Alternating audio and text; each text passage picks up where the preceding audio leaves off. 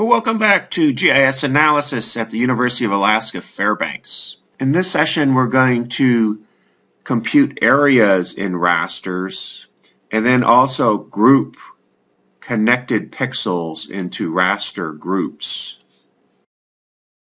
So let's use the Con tool to create a second test raster. I named mine test raster 2. And we'll use the expression value in a set of choices, and then we'll just pick some choices. So value in a set of choices 3, 4, 54, 55, or 56. Verify.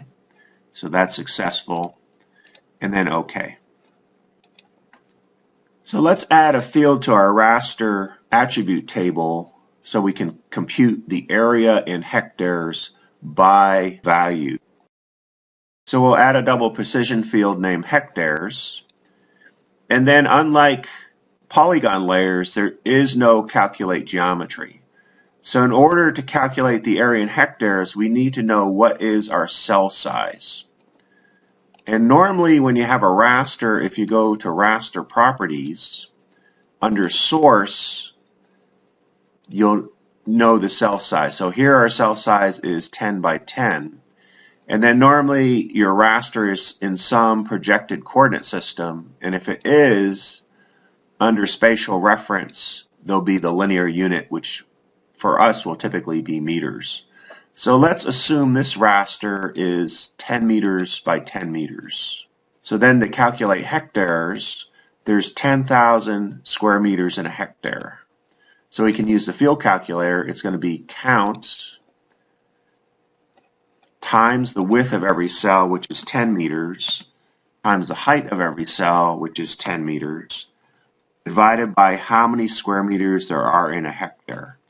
So there's 10,000 square meters in a hectare. So in this example, we've got a count of 1, so each of our cells represents 0.01 hectares. Now we might be interested in all the patches that have an area above a certain threshold. So let's say, for example, we want to find all the patches that have an area above 0.02 hectares. What we can do is use a geoprocessing tool called region group to create groups of connected pixels or patches.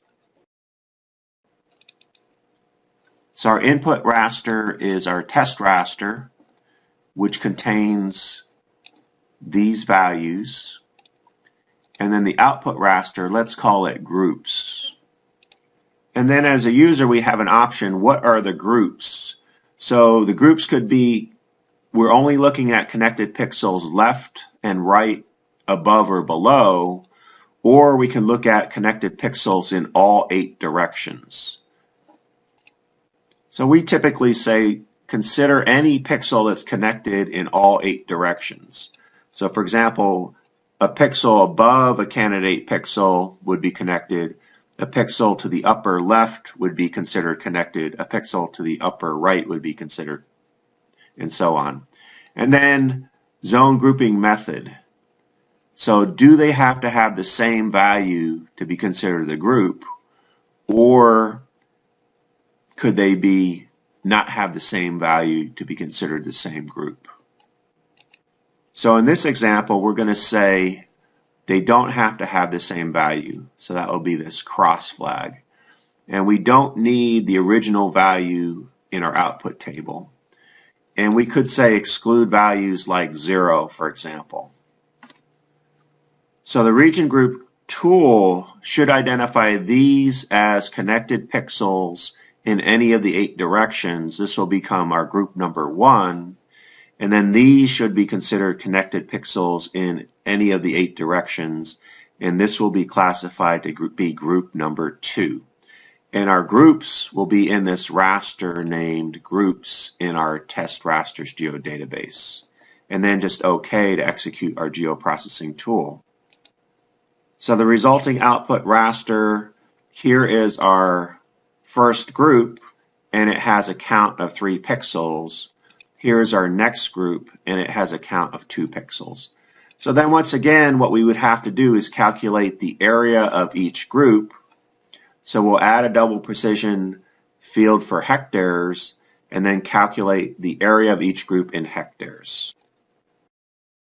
And then once again, we know from our raster properties the cell size. So the cell size is 10 by 10, and we're going to assume it's in meters. So if we count the number of pixels in each group times the area of one cell, so one cell is 10 meters wide, 10 meters high, we'd get the total area in square meters of our group divided by the area of a hectare in square meters. So there's 10,000 square meters in a hectare. So then we have the area in hectares of all our groups. We're interested in all the groups that have an area above 0.02 hectares. So we could sort descending, and then we would have our largest groups at the top of the table. So in this case, we have one group. So our final step is we can use the con tool to get that one group. So our query is the calculated hectares greater than 0.02? If it is, keep the group number. And then we'll output it to a meaningful name, groups greater than 0.02 hectares. So then we have this raster, and if we look at the attribute table, it is originally group number 1, and it has a count of 3. And then once again, we could either use the join field to transfer hectares, or we could add a field for hectares and calculate them using the field calculator.